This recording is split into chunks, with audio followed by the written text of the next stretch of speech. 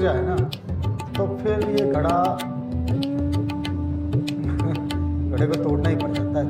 पढ़ना मुश्किल है, पैसे जुगाड़ना आसान है। प्रमोशन होंगे काम करने पे, काम आपको आता नहीं है। नमस्कार जी, स्वागत है आपका चौपाल के एक और वीडियो में। तो पिछले वीडियो में जिस तरह से मैंने बात की थी कि अच्छे बच्चों की अच्छी परवरिश के लिए 3 चीज़ें बहुत ज़्यादा इम्पॉर्टेंट हैं। पहला तो उनका कैरेक्टर, उनका चरित्र, उनका स्वभाव, दूसरा हार्ड वर्किंग और तीसरा इंटेलिजेंस। ठीक है। और जिस कर्म में मैं ये बोल रहा हूँ, उसी ही सीरीज़ में या उसी ही कर्म में इसकी इम्पोर्टेंस भी है।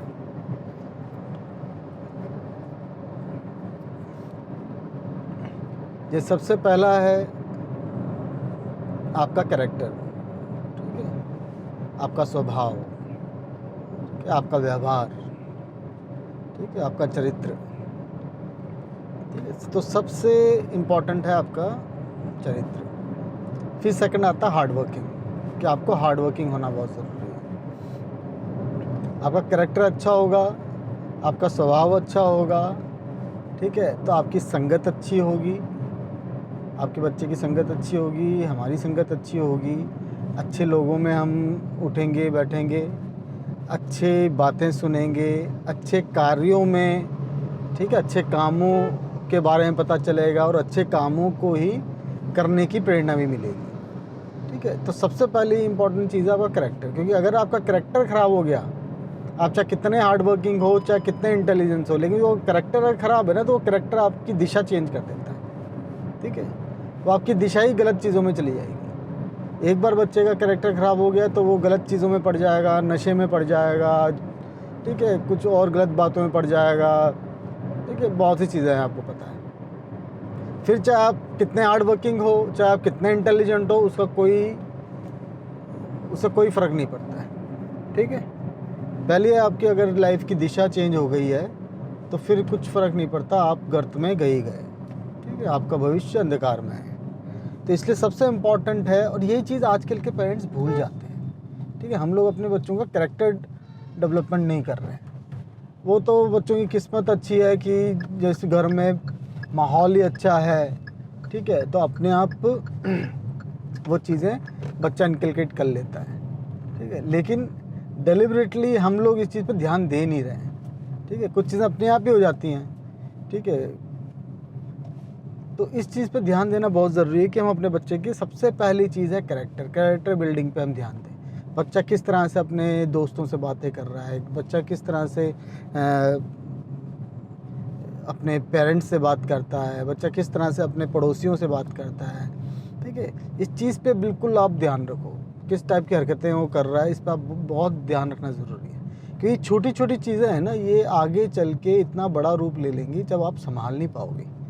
अभी उम्र छोटी है, तो इसी समय अगर आपने उनको थोड़ा डांट डपट के अभी समझा के, जैसे भी आपको सही लगता है, ठीक है, लेकिन उस समय अगर आपने उनके उस बिहेवियर को, उस स्वभाव को संभाल लिया, तो आगे के लिए चीज़ें सही हो जाएंगी। इंटेलिजेंट और हार्ड वर्किंग आदमी कभी भी हो सकता है।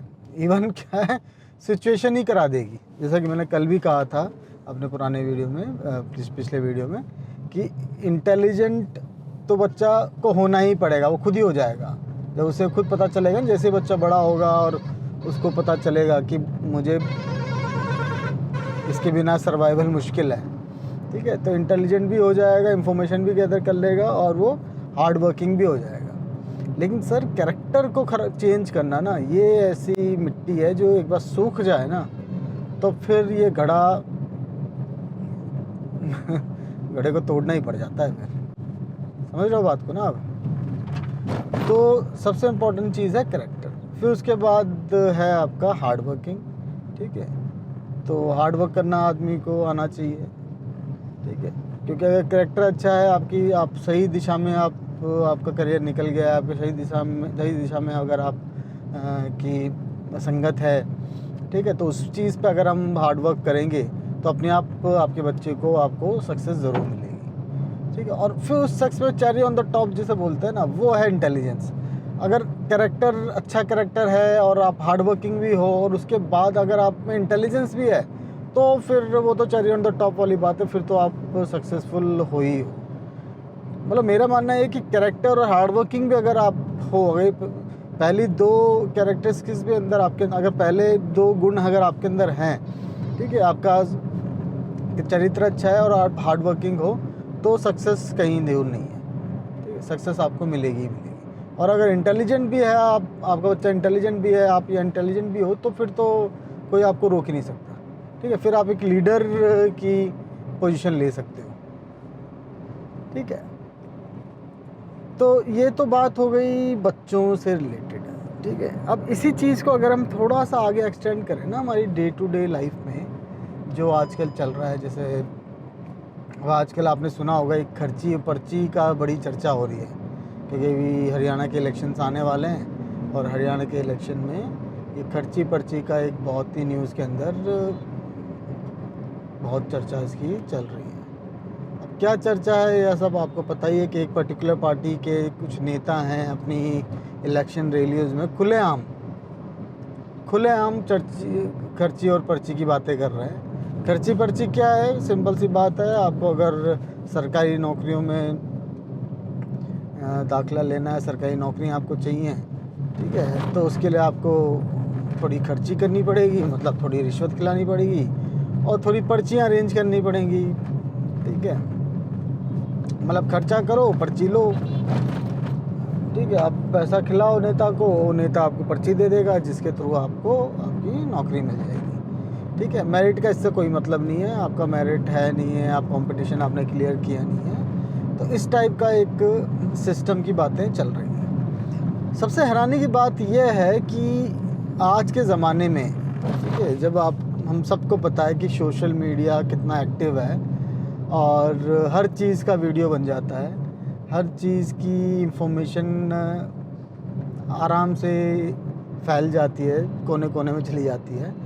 उस एज में भी कुछ जो ये नेता हैं, तो एक तो चीज़ होती है जो अंडर द टेबल होती हैं, या फिर जो ना आप थोड़ा सा छुपा के आप चीज़ें करते हो कि हाँ ठीक है, वो कहता है ना, इससे पहले जो एक कहावत होती थी कि मुंह में राम बगल में छुरी, तो वो तो चीज़ अब रही ही नहीं, ठीक है। अब खुले आम खुल्लम खुल्ला नंगापा चल रहा है, ठीक है।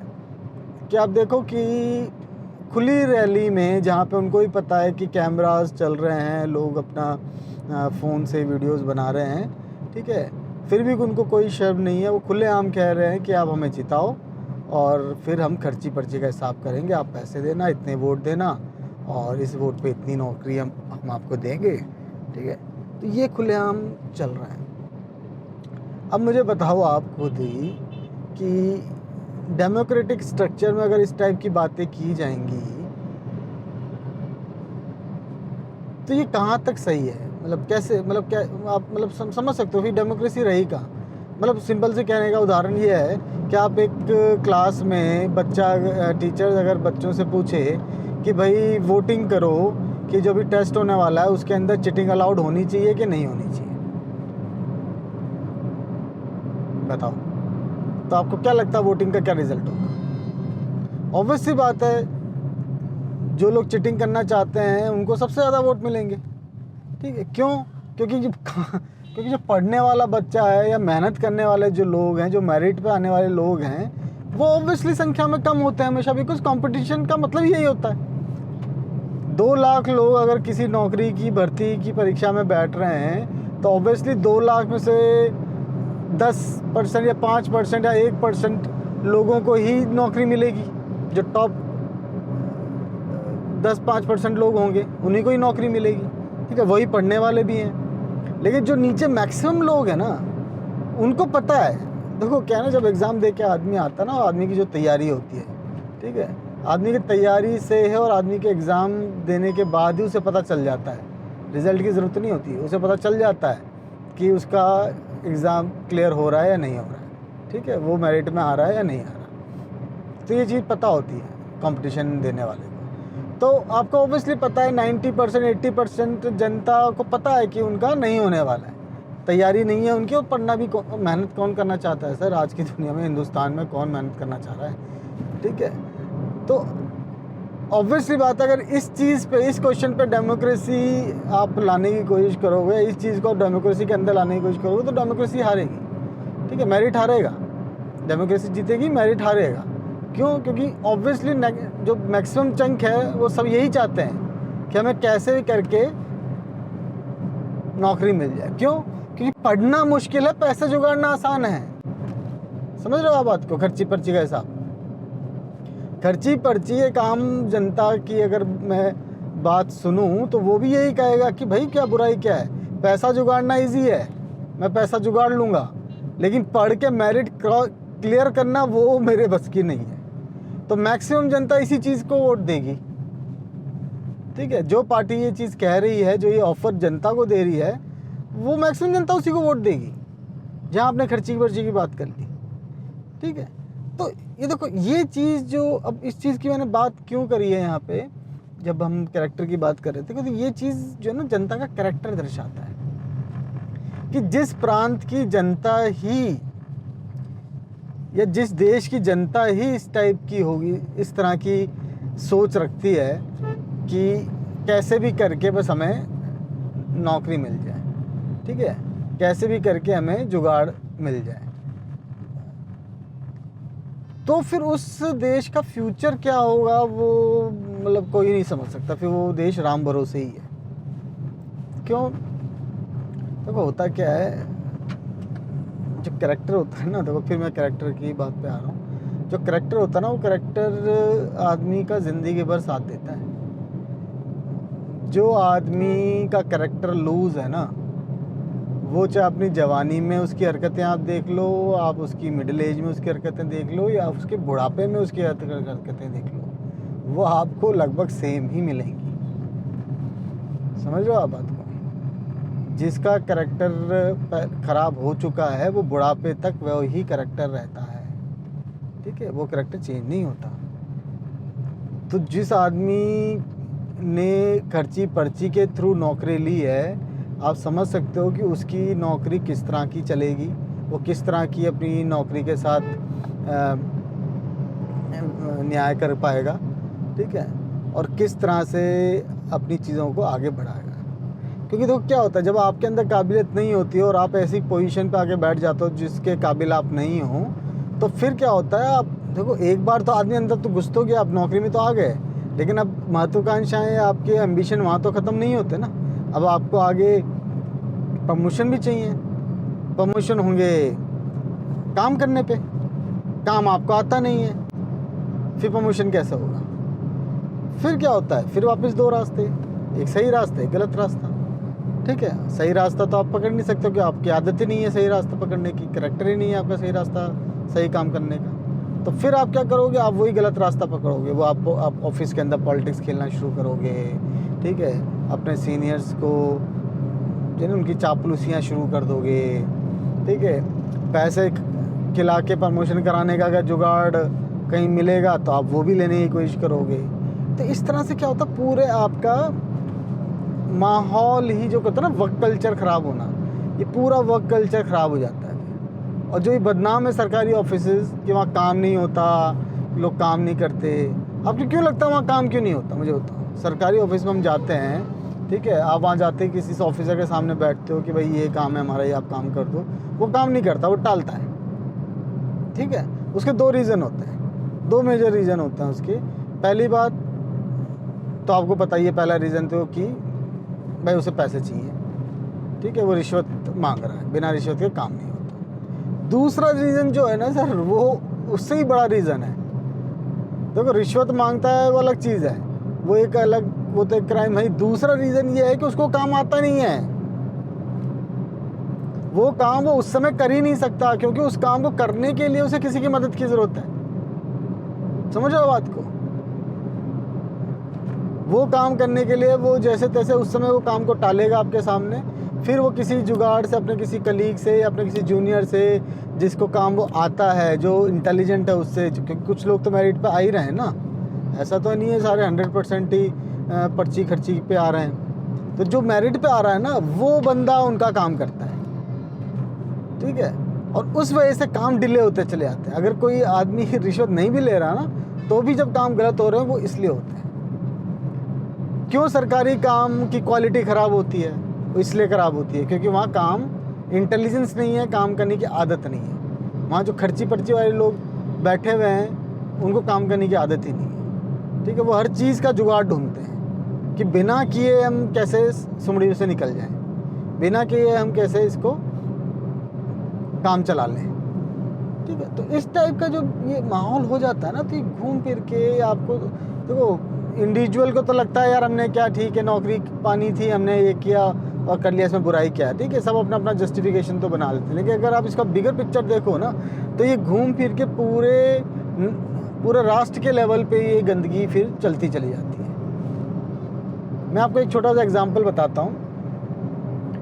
कुछ दिनों पहले की बात है, मतलब कुछ दिनों क्या, मतलब कुछ एक साल 2 साल पहले की बात है। मेरा एक दोस्त है, ठीक है, वो हरियाणा के किसी गांव से बिलोंग करते हैं और उनके जो फादर हैं वो वहीं रहते हैं। उनके फादर सरकारी जॉब में हैं, ठीक है। अब क्या है कि बिजली का बिल आया वहाँ पे। हमारा जब बिजली का, पूरे गांव को बिजली का बिल आया, तो पूरे गांव ने, अब देखो आप लोगों की हिम्मत देखो, मतलब लोगों की आप देखो सोच देखो कैसी है, ठीक है। पूरे गांव ने मिलकर ये डिसाइड किया कि हम बिजली का बिल देंगे ही नहीं, ठीक है जी। सब ने डिसाइड किया कि कोई बिजली का बिल नहीं देगा, सब बायकॉट कर दो बिजली के बिल को। लेकिन जो मेरे फ्रेंड के फादर थे, उन्होंने कहा कि नहीं मुझे बिजली का बिल देना है, ठीक है। एक तो उनका भाई कैरेक्टर अच्छा है उनका, तो चाहते भाई चोरी क्यों करनी है अननेसेसरी। हाँ भाई, आपके पास नहीं है पैसे देने के लिए, अगर आपकी हालत उस टाइप की है या फिर जो भी है, गलत बिल आया है, अगर कुछ रीज़न है ना देने का तो बात अलग है, लेकिन बिना रीज़न के बिल ना देने का कोई मतलब नहीं है, वो एक तरह की चोरी है। तो उन्होंने बिल्कुल सही डिसीजन लिया कि नहीं मैं दूंगा, ठीक है। अब उन्होंने मतलब कहा कि भाई तुम लोगों को नहीं देना मत दो, लेकिन मैं तो अपना बिल जमा करूँगा। तो वो जी जाके अगले दिन अपना बिल जमा करा के आ गए। फिर क्या हुआ, महीने 1.5 महीने बाद ये सारे जितने भी गांव के लोग थे वो सब गए। जब थोड़ा सा प्रेशर भी आना शुरू हुआ बिजली डिपार्टमेंट से कि भाई आप सब अपना बिल भरो आप, ठीक है। लेकिन तो इन लोगों ने जाके अपने जो उनका लोकल एमएलए था उसको प्रेशराइज करके अपने बिजली के बिल माफ़ करवा लिए, ठीक है जी। अब बिजली के बिल माफ़ जब हो गए, तब सारे गांव वाले मेरे फ्रेंड के फादर को बोलते कि देख हैं तेरा तू उल्लू बन गया, तो एवं ही अपने पैसे खर्च कराया, हमने देख ले पॉलिटिकल प्रेशर दिला के और हमने बिजली का बिल माफ़ करा लिया। तो अब मुझे बताओ, अगर इस तरह से बिजली के बिल माफ़ अगर होते रहेंगे तो आपको क्या लगता है फिर बिजली आएगी कैसे? सर वो जो बिजली आ रही है उसका एक खर्चा है ना। ये चीज़ समझ क्यों नहीं आती लोगों को, मुझे समझ नहीं आता। कितना सा इकोनॉमिक्स, इतनी सी गणित क्यों नहीं समझ में आती कि किसी चीज़ का अगर आप यूज़ कर रहे हो तो फ्री में तो आ नहीं रही, सरकार भी वो फ्री में तो नहीं लाती ना, कहीं पड़ी हुई तो है नहीं जिसमें से खोद के ला रही है, ठीक है। हर चीज़ का एक खर्चा होता है। एक बिजली का डिपार्टमेंट है, वहाँ पे सरकारी मुलाजिम काम कर रहे हैं, सरकारी कर्मचारी काम कर रहे हैं, उनकी तनख्वाह होती है, इक्विपमेंट के खर्चे होते हैं, बाकी तमाम खर्चे हैं। उन सब खर्चों का खर्च कैसे निकलेगा? ठीक है, जब खर्च नहीं निकलेगा तो फिर बिजली आएगी कैसे? और फिर क्या होता है, देखो मज़े की बात कि अब इन सब के बाद क्या हुआ, बिजली विभाग ने जब बिजली भाई माफ़ी तो कर दी, पॉलिटिकल प्रेशर में आके भाई माफ़ तो हो गया उनका बिल, लेकिन क्या करेगा बिजली विभाग उनके गाँव की बिजली काटनी शुरू कर दी। अब 6-6 घंटे 8-8 घंटे बिजली नहीं आ रही है, क्या करोगे? अब मत दो बिजली का बिल, बिजली नहीं आएगी तो क्या होता है, ऐसे करके करते पूरा इकोनॉमिक डेवलपमेंट ही डाउन होना शुरू हो जाता है। बिजली नहीं आएगी, आपके बच्चे घर पे पढ़ नहीं पाएंगे, बच्चों की लोगों की फैक्ट्रियां बंद हो जाएंगी, लोगों की दुकानें पे काम बंद हो जाएगा, बस सारा गांव ठप। तो मतलब ये क्या कली थोड़ा सा, मतलब ये जनता किस टाइप की सोच रखती है कुछ इलाकों में, मैं हैरान रहता हूँ कि मतलब ये 2-5 रुपये बचा के कहाँ जाओ। इसी तरह से कुछ लोग टैक्स के लिए रोते रहते हैं अभी थोड़े दिनों पहले आया था जी, मैं एक बंदे का इंटरव्यू था कि जी मैं 30% टैक्स दे रहा हूँ, ठीक है, मुझे फैसिलिटी नहीं मिल रही। तो पहली बात तो आप 30% टैक्स दे रहे हो ना, तो किसी पे एहसान नहीं कर रहे, ठीक है, सिंपल सी बात ही है। आप कोई मतलब थोड़ा सा आदमी पढ़ लेना तो ऐसी बातें ना करे। बस पॉइंट ये है कि देखो, जिस टाइप की बातें कर रहा था, पहली बात तो मैं मान नहीं सकता वो 30% टैक्स दे रहा होगा, क्योंकि 30% टैक्स देने के लिए ना सर, मतलब थोड़ा सा टैक्स की नॉलेज हो बंदे को, तो आपकी तनख्वाह जो करीब 12 लाख के ऊपर होनी चाहिए, ठीक है ना, एनुअली, ठीक है। और उस टाइप का जो बंदा होता है ना, उसको इतनी अकल होती है कि टैक्स कैसे दिया जाता है, टैक्स कितना % टैक्स हिंदुस्तान में लिया जा रहा है और कितने लोग उस टैक्स पे खा रहे हैं, ठीक है। अभी जो आप टैक्स दे रहे हो ना, हिंदुस्तान में जो भी टैक्स पे टैक्स दे रहा है, कान खोल के सुन लो सब, ठीक है, वो टैक्स पे जो आज हम टैक्स दे रहे हैं, वो टैक्स आपकी फैसिलिटी के लिए नहीं मिल रहा है, आप इसके लिए नहीं दे रहे हो, ठीक है। ये समझ लो बात कान खोल के। अगर आप 30% या 20% जितना भी आप टैक्स दे रहे हो, तो मैं बात कर रहा था टैक्स की, कि जो लोग ये सोचते हैं कि 30% 15% जितना भी आप टैक्स स्लैब में आ रहे हो, वो टैक्स दे के आप कुछ फैसिलिटी लोगे, ठीक है, या आपको फैसिलिटी मिल जानी चाहिए, या आप उस फैसिलिटी के हकदार हो, ठीक है। तो सर थोड़ी सी ना रियलिटी चेक आप करो। ये 140 करोड़ जो हमारी जनता है, उसमें से केवल 1.5% से 2% वही मुश्किल से लोग टैक्स देते हैं। समझ लो बात को, 1.5 से 2% लोग टैक्स देते हैं। और अब आप सोचो कि वो 1.5 से 2% लोग जो टैक्स देते हैं, और फिर वो बोले कि अब मुझे उसकी फैसिलिटी भी दो, तो भूल जाओ, नहीं मिल सकती, नहीं मिलेगी। क्योंकि जो बाकी 98% लोग हैं, उनका भरण पोषण कौन करेगा? जो आपका टैक्स होता है ना, आपके 2% जो लोग टैक्स दे रहे हैं, इस टैक्स से ही उन 98% लोगों का भरण पोषण होता है। समझ लो बात को आप। तो आप अगर अपने 20% 30% टैक्स पे आप मांग रहे हो कि मुझे फैसिलिटी मिलनी चाहिए, मुझे ये मिलना चाहिए, मुझे वो मिलना चाहिए, मुझे ढिमकाना मिलना चाहिए, तो बात को समझो, दिमाग लगाओ, ठीक है।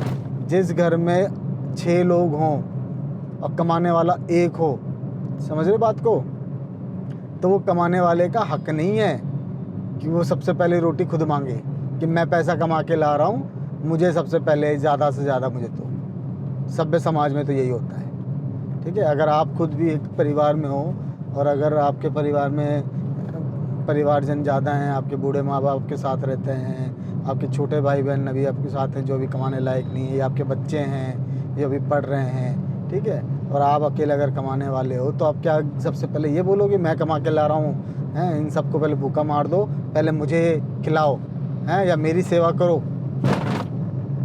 नहीं कहोगे आप। कोई भी एक सभ्य समाज में कोई भी ये नहीं कहेगा। इसी तरह से सर आप एक बड़े पर्सपेक्टिव में उठो और एक इस समाज को, इस भारत को देखो। 98% जनता हमारी अभी इस लायक नहीं है कि वो टैक्स दे सके, ठीक है। अभी उतना वो नहीं कमा पा रही है टैक्स दे के। भगवान की दया से आप इस लायक हो कि आप कंट्रीब्यूट कर पा रहे हो, ठीक है। तो आपको इसी चीज़ में खुशी मनानी चाहिए कि एटलीस्ट आप लोगों के लिए कमा के दे पा रहे हो, ठीक है, कंट्रीब्यूट कर पा रहे हो बाकी 98% लोगों के लिए। हाँ, अगर करप्शन होता है आपके पैसे से, आपके पैसे का दुरुपयोग होता है, तो बिल्कुल आप आवाज़ उठाओ, बिल्कुल आपको सरकार को कोसना चाहिए, कहना चाहिए कि भाई ये सर मेरा पैसा था, मेरे पैसे का दुरुपयोग क्यों हुआ। लेकिन उसके बदले आप मांग रहे हो फैसिलिटी, कि मुझे फैसिलिटी मिलनी चाहिए, मुझे ये होना चाहिए, मुझे ये होना चाहिए।